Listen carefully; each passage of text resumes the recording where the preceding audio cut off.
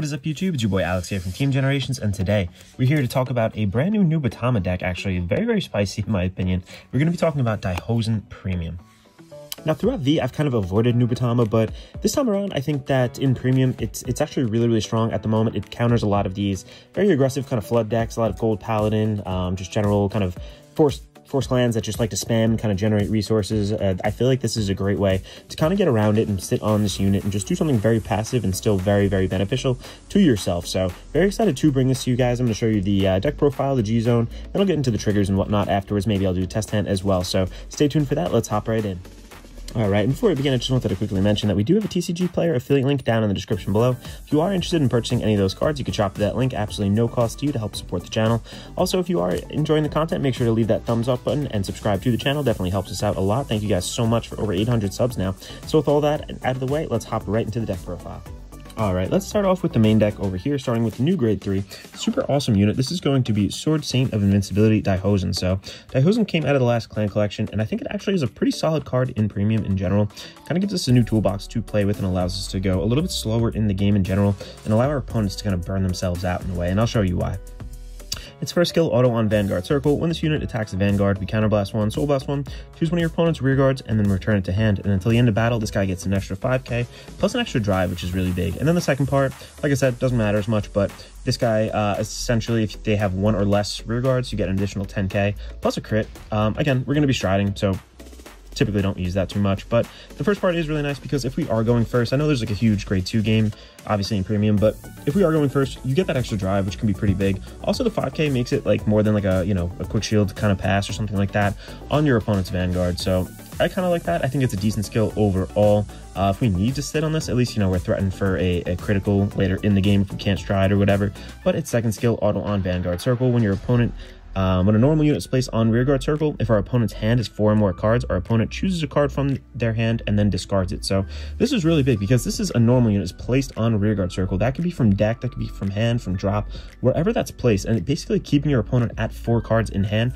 along with some of the strides that we have in this deck, is absolutely nuts. So I really like this card. I think that this allows us, like I said, to just kind of sit on it and let our opponent burn themselves out, just discard those cards from hand, and they're going to be playing on like a razor's edge the whole game. So I really actually do like this card. I think it does have potential in the format right now. It stops a lot of these really, really fast, like spammy decks, so I like that, like I said, and yep, I'm running it at a 4-up. I want to call it the main boss unit, but in a way it's kind of is and kind of isn't. I don't know, it's definitely like a main staple of the deck. Let's put it that way. All right, next up we have an oldie but goldie over here. So this is actually an older card. I forgot exactly what set this came out of, but this guy is Blazing Demonic Stealth Dragon Shiranui Zanki. So Zanki is actually really decent in my opinion, especially against like force decks, I find.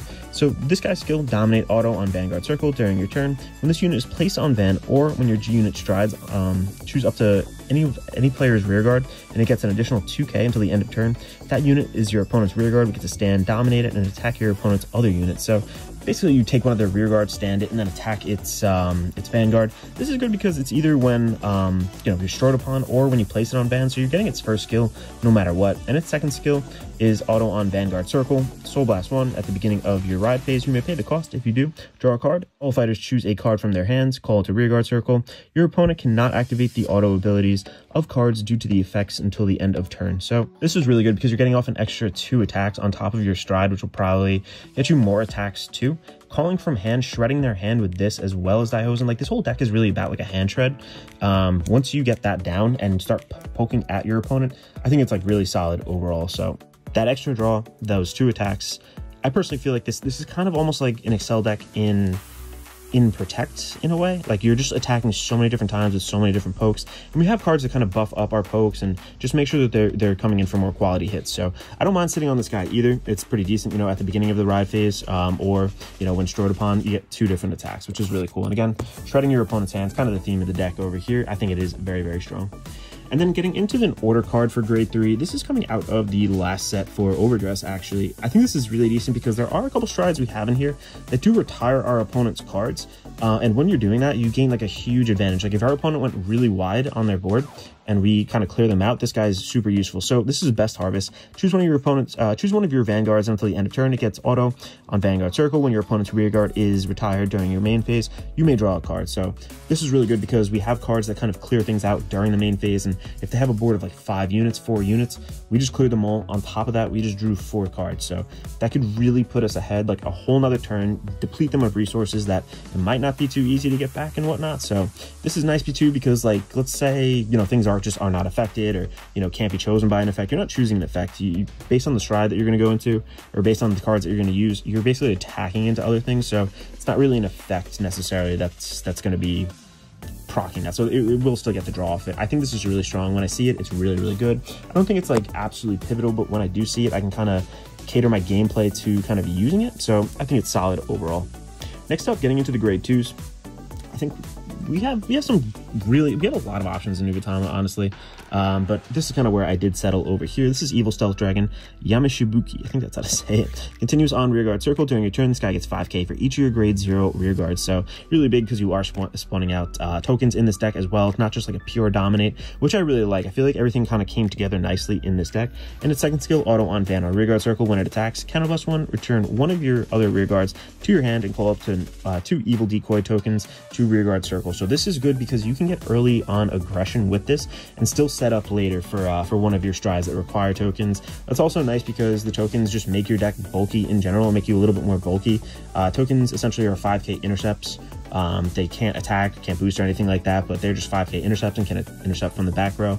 Just in case you don't know, I'm sure if you're checking out this video, you're doing premium, you probably know, but just nice for that early aggression, and again, fueling a stride that we need later on. So I really, really like this card. I'm running that at a 4 of.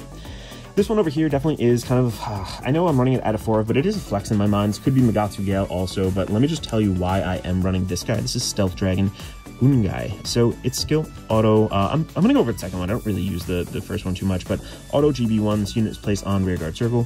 Choose 2 of your rearguards and up to 1 of your opponent's units, and the attack of those units increase or decrease to 11k until the end of turn. So a lot of times, you know, we have a 9k, or we have, you know, a 0 body, whatever it is, like we can buff up our units while at the same time making our opponent be able to be hit by a dominated unit. So for example, a lot of people run like the 7k, the original grade 3 searchers, you know, discard or show a grade 3 from hand, reveal the one you want, put it into your hand. Like people call those down and think that they can get away with like not actually landing a hit. This guy changes that, because if they're on a force unit, this bumps it down to 11. That 7k unit plus 5, it's at least coming in at 12, so it's still threatening a hit in a way.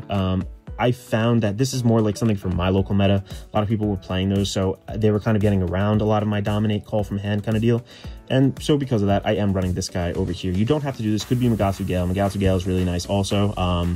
It is a little bit more expensive, obviously, but I think they are getting reprinted, so you can check that out too. And its first skill is pretty cool. Auto on rearguard circle. Choose a card from your hand, discard it. When a dominated unit attacks during your turn, you may pay the cost. If you do, draw a card, and this unit loses its ability until the end of turn. So again, just a little bit more playing on that whole dominate thing, drawing a card, which is pretty cool. But I really want my opponent's Vanguard to be at that 11k too. Makes it a little bit different with the guarding numbers, especially if they were banking on, you know, having that force number just kind of insulate them a bit.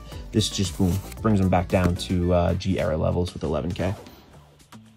And then next up over here, this is going to seem like a weird card until I kind of show you the grade 0 we're talking about, but this is actually coming from Overdress also. This is Blaze Maiden Tanya. So her skill, this unit is placed on rearguard circle. Counterblast 1, choose a grade 0 from your drop, call to rearguard circle. So there's a grade 0 in this deck that this deck absolutely revolves around. I feel like it just makes, it's like our main beater. It's like the main tool that we really want over and over to call and whatnot. So this definitely helps us save it. And plus 2, it helps us like timing wise, like if we want to go into our stride and then call that grade 0 out, you know, it can match that other unit's power. I'll show you what I'm talking about in just a minute, but this really does save us, and it's good timing in this deck too, so I like it. And its second skill, when this unit attacks, Soul Blast 1, choose one of your grade 0 units, gets an additional 5k until the end of turn. So again, making that grade 0 unit even bigger, and we do actually focus a lot on that grade 0 unit. So 3 of in this deck. I definitely like it. It's really good when it comes up. Next up, we're going into the grade 1s. If you notice, I'm actually not running like more of the Daihozan support. We don't really focus on too much of that at all. Again, we have to blend like tokens along with like dominate and just like this general hand shred. So I don't think there's any room really for those support units. They don't do too much. In V, they're okay, but aside from that, I just don't think they have a room in or a place really in this premium build. So over here, we are running 4 of our Stealth Beast. Oh my gosh, I'm not even gonna try to pronounce this. Maybe I will. Katagurat. Tsune, something like that. This is the grade 3 searcher I was talking about before, just the new version of it in V. One place from on Van or Rearguard Circle from hand, you could look at the top 5, add a grade 3 to hand, and then if you added a card, discard a card as well. So you can discard that grade 0, pop a Blaze Maiden later, get that back, just a little bit more of like a combo, just generating resources or making sure that your resources aren't as wasted. And its second seal continues on your turn. If you have a token unit, this guy gets an additional 5k, so really decent overall. Again, just helps us get into that grade 3, makes us a little bit more consistent. I feel like it's pretty much stable at this point, and we don't run enough grade 3s in this deck to kind of run the old school, the G Arrow one, so I'm running the V one. Next up over here, this is Stealth Rogue of the Night, Sakura. You know what, I'm not even going to try to pronounce this one. You guys see it right here, you know what it is.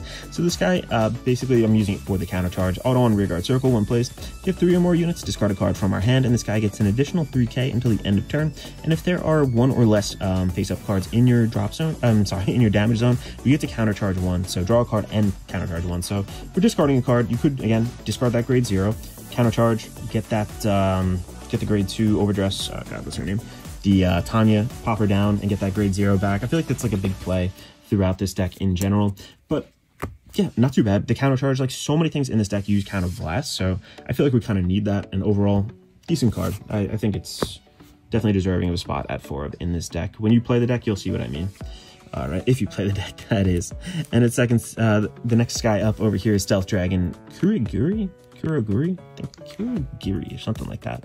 Act on Rearguard Circle, Soul Blast 2. Return this unit to your hand and call up to 2 evil decoy tokens to Rearguard Circle. So this is really good late game because, again, you're fueling those 2 tokens. That could be really big for one of your strides early game too. This just helps with aggression. I know Soul Blast 2 is really, really heavy, but you are returning this back to hand, so you get card in hand, again, insulating. You want to defend a little bit, you want to use this later, you can definitely do that. I just think the 2 tokens early are really, really big and just help us kind of block out, like I said, and just make us a bit more bulky and help us survive. Because the longer we survive in this deck, the more our opponent kind of just burns themselves out in a way. So, like I said, that's kind of the theme of the deck. And then lastly, this is the grade 0 unit I've been lauding this whole time. So this actually came out in V. This is Stealth Beast Hagakure. I think that's an E. Can't really see. Anyway, auto on Rear or Guardian Circle, one place, choose one of your units, and increase or decrease this unit's attack and shield to match that unit until the end of turn. Basically, we pop this down on Rearguard Circle. We can choose our stride, so it's a 27k base or 26k. This guy matches it. We have other things to boost the grade 0 in the deck to make it even bigger. It's just really, really insane. This is really nice too when you pop down like a Heal Guardian. You match its shield as well, so it's just really insane overall. There's ways to get this back in our hand. Once it's in drop, we can get it back on the field. Like the whole deck, I feel like kind of not flows through this, but a lot of our strategy kind of does. So I really, really love this card. I think that is an absolute staple in this kind of build. At least you need to run this out of 4 of, and when you play it, I mean, you'll see it. It's so good. It really, really is. So never thought I'd say that I'd create like a 0 cost, a 0 base unit. So let's hop right into the triggers now. Let me pan out a little bit. Cool. So starting off, I am actually running the vanilla over trigger over here. I know this seems really weird. You know, why not just have your Vanguard stand up again? You can do that if you want. I just feel like their hand is so low as is. Like you're gonna shred your opponent's hand. That if you have 2 other units, you know, the PG or Vanguard, whatever, they're gonna have such a hard time trying to get over 2 units with 100 million over here. So you can go the Dragon Empire over trigger, but I kind of like this one.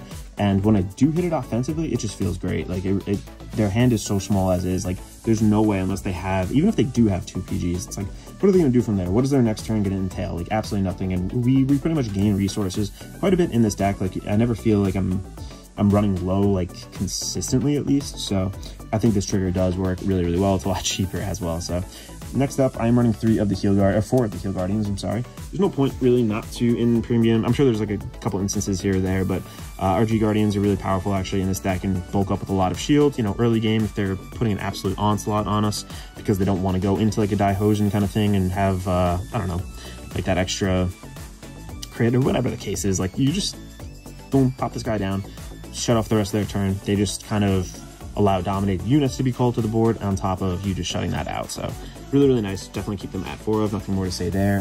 4 of the regular draw sentinels, just solid. Again, surviving longer, getting a little bit more draw, adding those key pieces to hand, very, very solid. And then I am running 4 of the, what was it, the stride fodder crits over here. And then I actually lent them out. I don't know where they are at the moment, but this is actually the ones, the 10K ones into soul. So these are crits also. I'll flash it across the screen. These are the ones that go into soul, give an extra 10K. Really, really solid overall.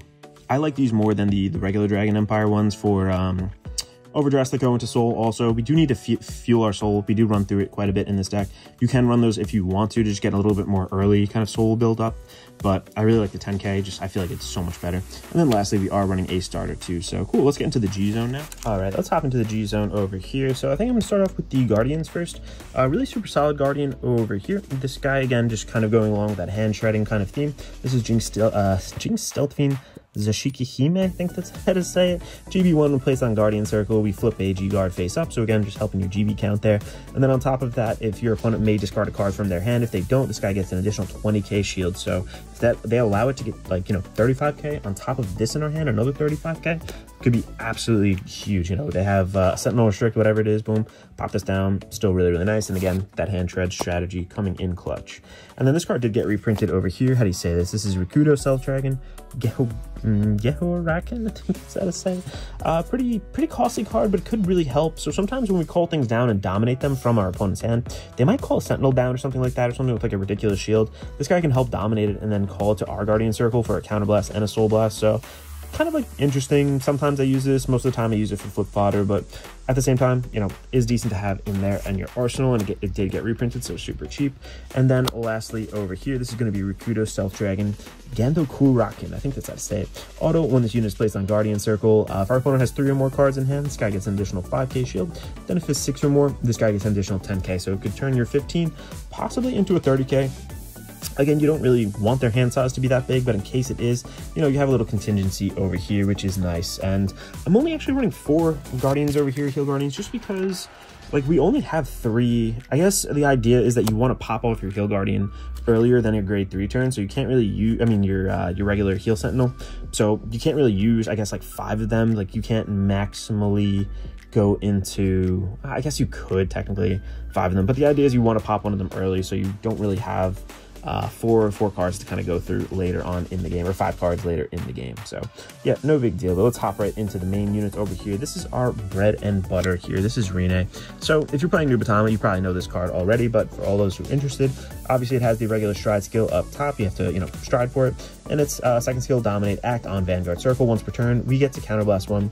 Choose a face down card with the same guy as this in our G zone, flip it face up.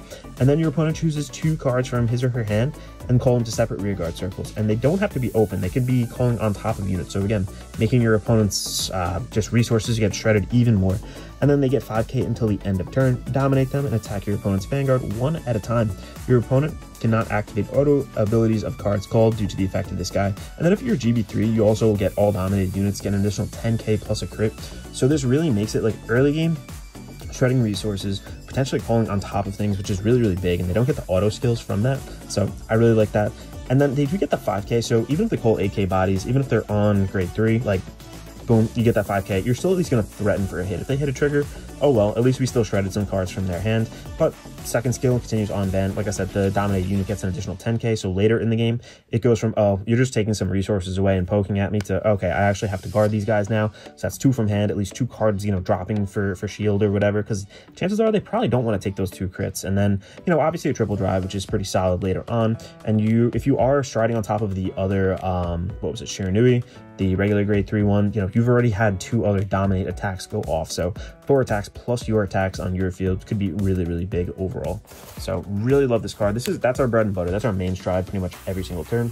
Kind of along the same lines as that, this is going to be Musion Lord. So this came out, I think, in the premium collection, one of the premium collections. Its skill, dominate, act on Vanguard Circle, counterblast 1, choose one of your face down cards with the same name, boom, pop it face up.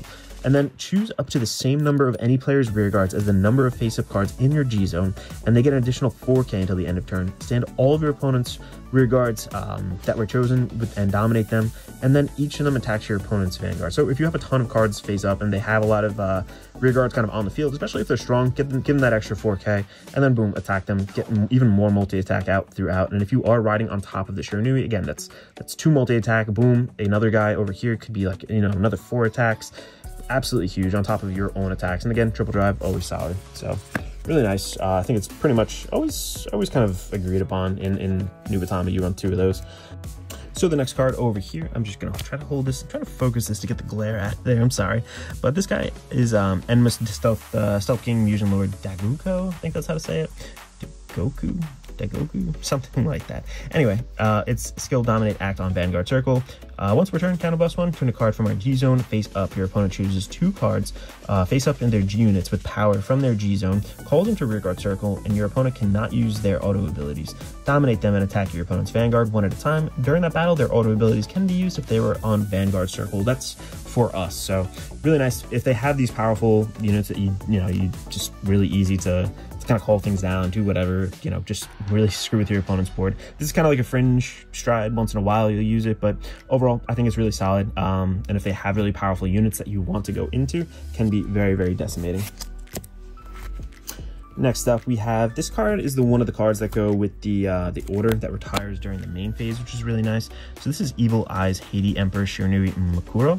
I think this was reprinted too, actually. So one of these is absolutely fine.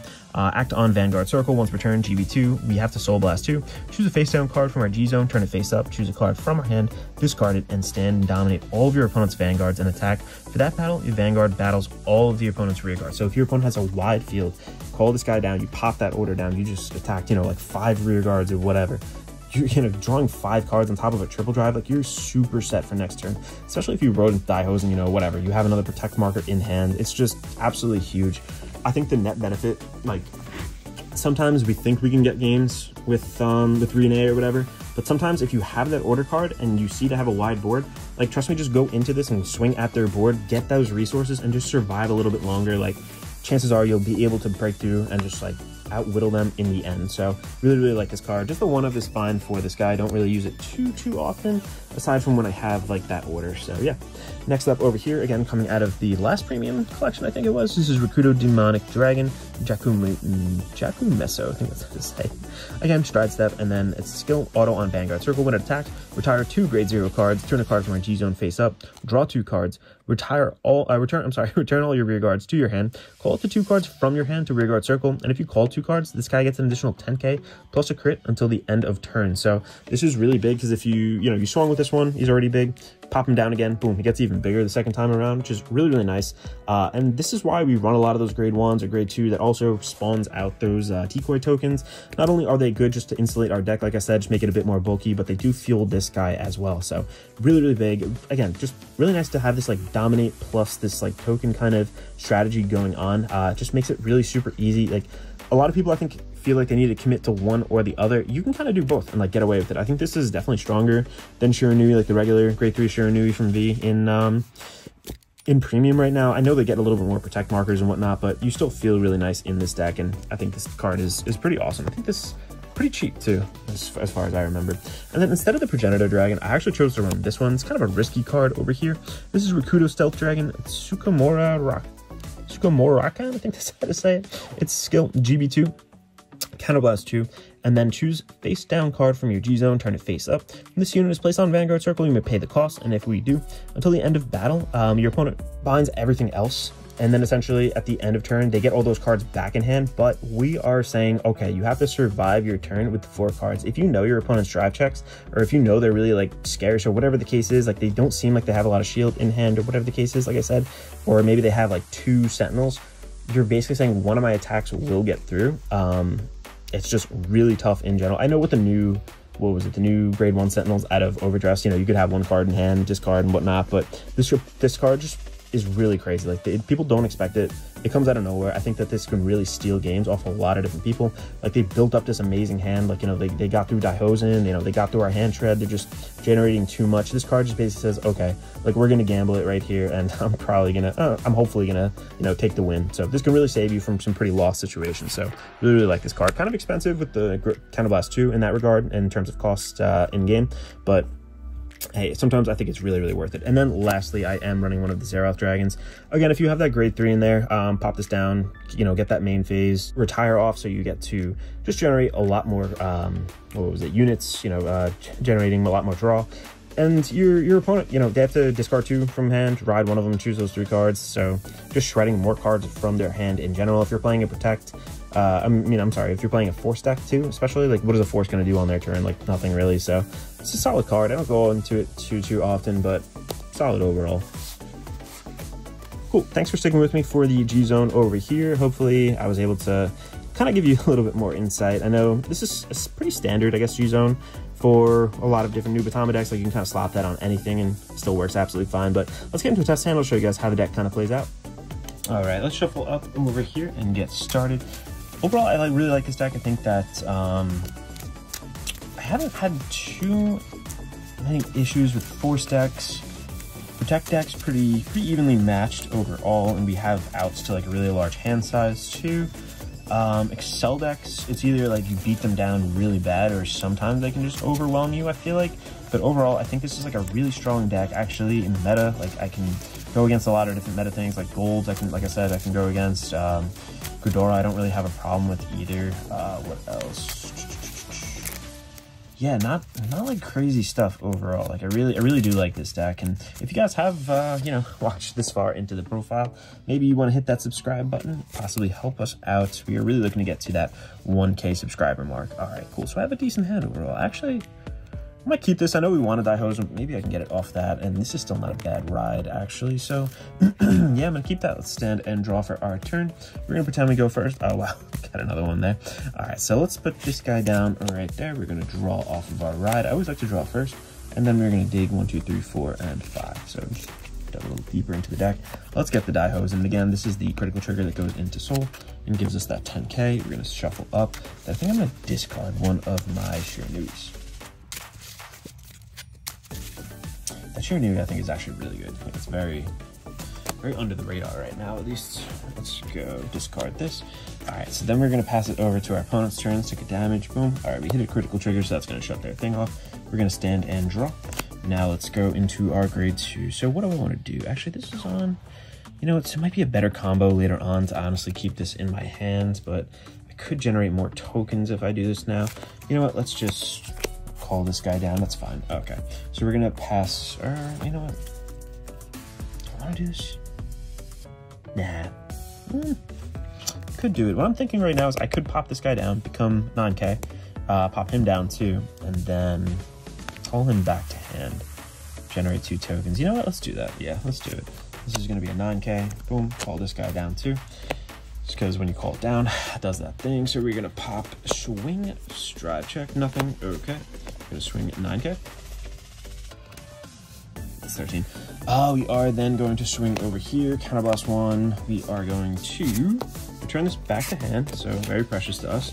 I don't have my Eagle decoy tokens on me. I'm trying to flip these cards up. I completely forgot to have them on hand. I don't want to stop my flow right now, so I'm gonna pass it over to our opponent. And again, this guy has an additional 10K because of these two, so this is a 19K. So even if they did hit 1 trigger, still pretty good. Pass it over. We're gonna take 1 damage. Boom, another critical trigger. It's up to us if we want to consider, like, can they get over that or something. Like, chances are they probably couldn't. So let's just have a low and slow kind of game for, I guess, yeah, this turn over here. Yeah, let's say that shut that off. So we're going to stand and draw. We are, I did get that in my hand, okay. So I am gonna ride. And,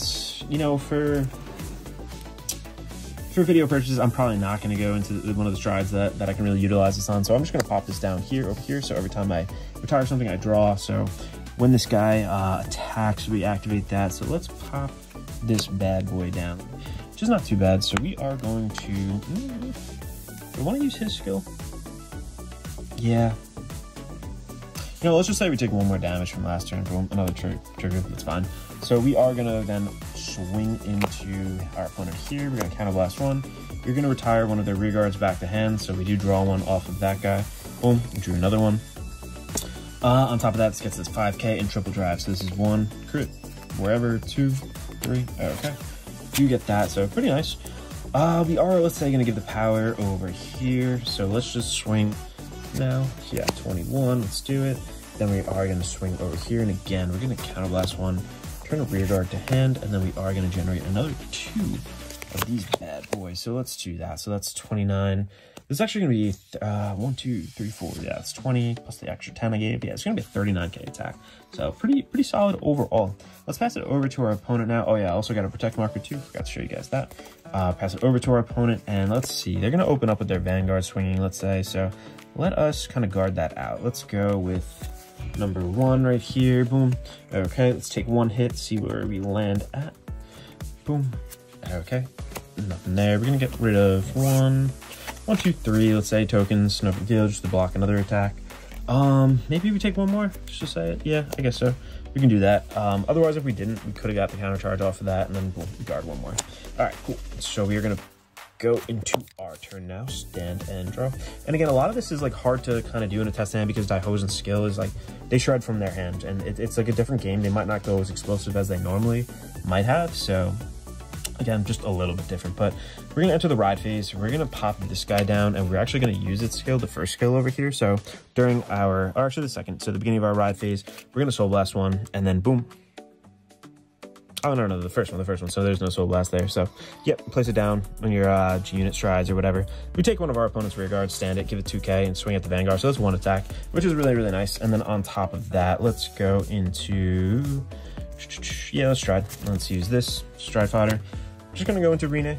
Again, it's like tough to kind of show you in a test hand, especially in premium, something like this that's so interactive with your opponent's deck. But let's use its skill.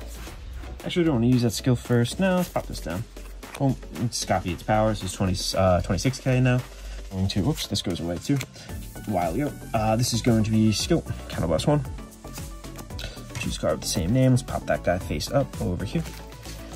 This is going to get 2 cards down from our opponent. So we already had 1 dominate attack. Now we're going to get another 2 and get 5k on top of that. We're not at GB3, so it doesn't get that second thing quite yet, but still not a big deal. We're going to swing into our opponent here. Let's do triple drive 1, 2, power here, draw, second check, boom. Okay.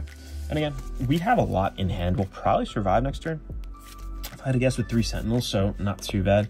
And then this is going to be a 30k, and then we are going to use this guy's skill too. Pop this back to hand. This guy's shield is absolutely huge as well. And then we're going to pop down 3, so this is going to get 15. So instead of 39, this is going to be 34, I think it is. Yeah, 5k less. So still not bad overall.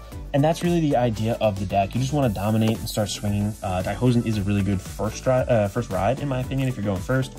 Just really makes them limit their calls from hand, or just from deck in general, and like really makes them think like, hey, is it worth kind of throwing some resources out of my hands? You could be throwing a lot of shield. They could be going to that offensive push when they think they're ready for it. But yeah, overall, if you manage your resources, just make sure that you're playing your play style that you want to go into. I'm sure that you can do really well with this deck. I really do like this.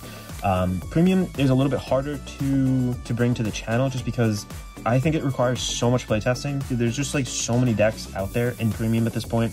My events for locals are pretty much once a week for premium, and they're not like absolutely huge. So I want to make sure I'm testing this against a good amount of decks before I bring it to the channel. Again, if you guys have suggestions, I'm by no means a Nubatama master or anything like that. So let me know what you would change in the deck. Overall, I'm really happy with how this kind of performs and plays. I've played this quite a bit, and I think I've kind of nailed this list. I've seen some other lists online that are kind of similar, but I really like some tweaks that I made to it. So thank you guys so much. This is Alex from Team Generations signing out.